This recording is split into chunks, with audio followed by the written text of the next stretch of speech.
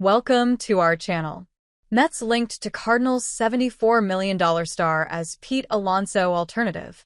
It seems like only a matter of time before the St. Louis Cardinals send one of their stars away. Star third baseman Nolan Arenado is clearly out there on the trade market. He recently turned down a deal to go to the Houston Astros, but where will he go? There's a handful of teams that could make sense for him, but the only thing that really matters is where he wants to go. Arenado has a no-trade clause in his deal and has to approve any trade.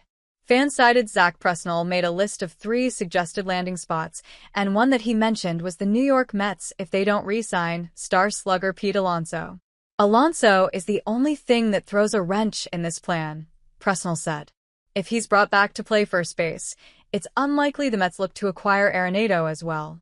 Unless the Mets are willing to rotate Mark Vientos from first base to third base, Pete Alonso from first base to designated hitter, while Arenado rotates in at third base.